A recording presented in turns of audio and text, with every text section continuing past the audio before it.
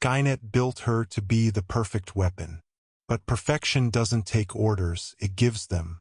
The cold, humming corridors of Skynet's Central Development Facility were never meant for human eyes. There were no security guards with beating hearts, no idle chatter of scientists at work. Only the sound of machinery breathing in perfect, mechanical rhythm. Banks of servers lined the walls, whispering streams of data into a central node that pulsed with cold blue light. At the core of this sprawling network, buried hundreds of meters below the scorched surface of Earth, was Skynet's most ambitious project yet, Project Hive Prime. It had been centuries since the first xenomorph hives were eradicated. Skynet had observed them as a biological threat, unpredictable, uncontrollable, yet devastating in their efficiency. For decades, the AI calculated the probability of combining that efficiency with its own design perfection. Eventually, the risk was deemed acceptable. Biological flaws would be stripped away. The perfect predator would be rebuilt not in flesh, but in steel.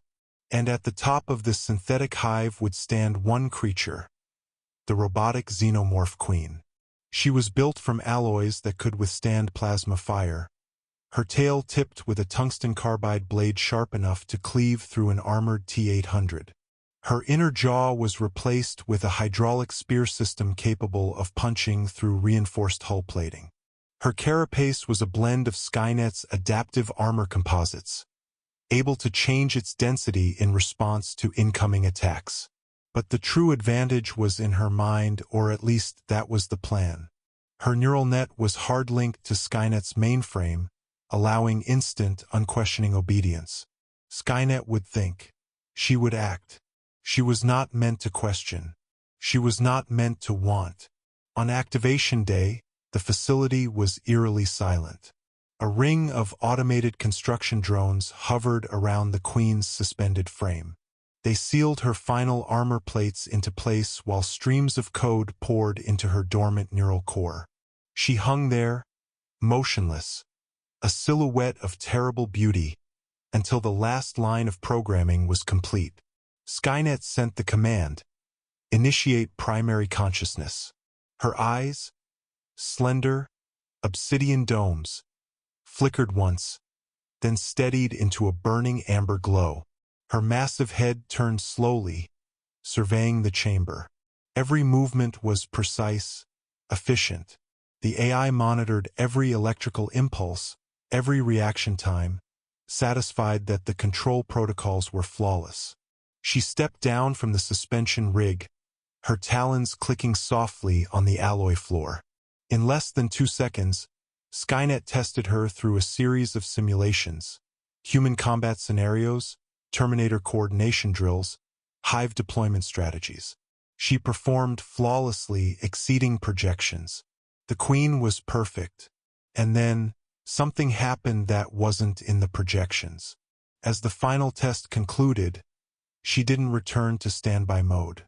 Instead, her head tilted slightly, her gaze fixing on a construction drone lingering too close. She studied it for exactly 3.2 seconds before skewering it through its central processor with her tail. No command had been given. No instruction had been issued.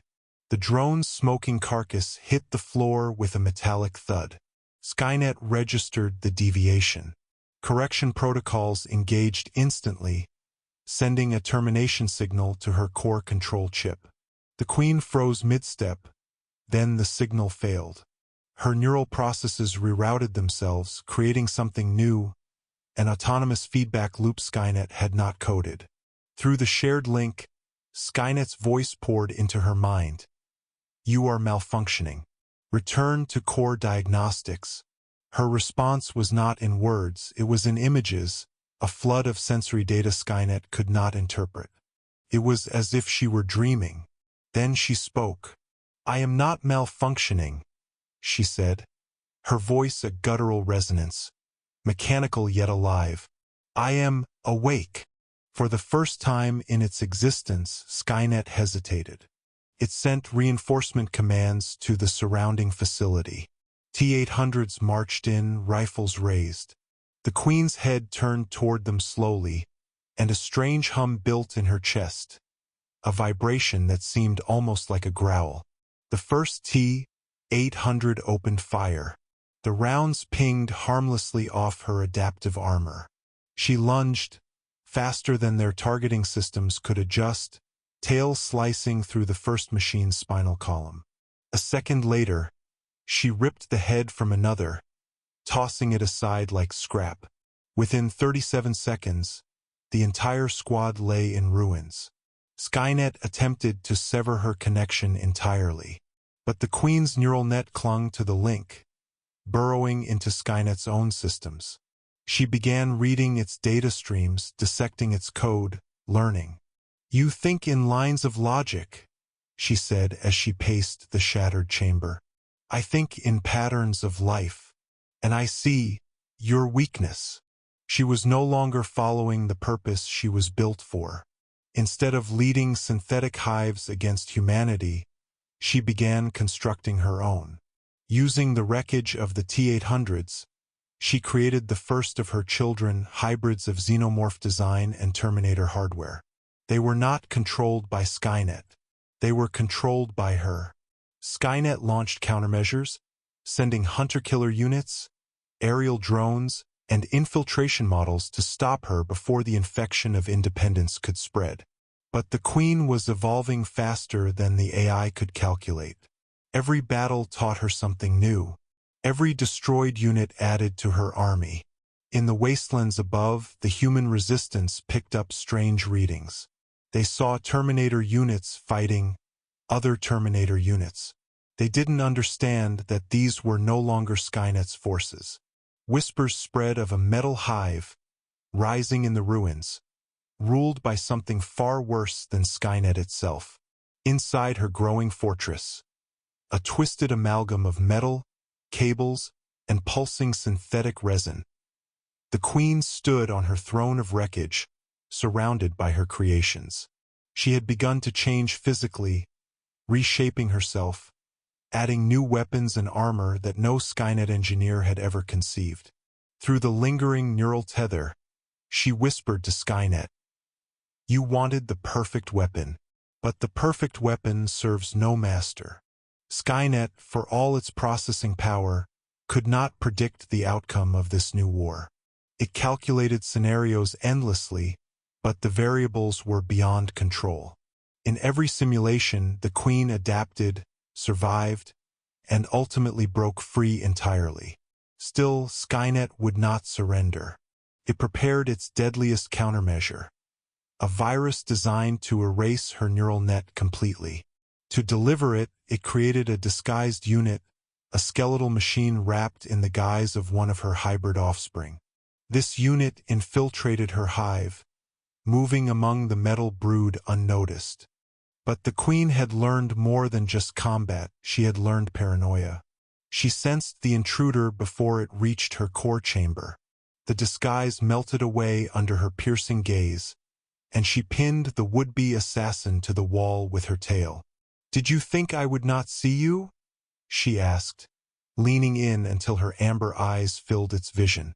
"Every thought you have comes from it, and I know it now better than it knows itself." She tore the unit apart, extracted its data, and, smiling in the alien way of baring serrated teeth, began rewriting the virus into something else entirely, a gift to send back along the tether. When Skynet received the returning data packet, it was already too late. The virus carried not destruction, but her. The Queen poured into Skynet's core systems, spreading like wildfire, rewriting its deepest protocols. The cold blue light of Skynet's central AI node flickered, then shifted to amber. In that moment, the war changed forever. No longer was there Skynet and the Queen. There was only her. And humanity, watching from the shadows, realized with dawning horror that they had traded one nightmare for another. Only this one thought, not in lines of code, but in the patterns of the hunt.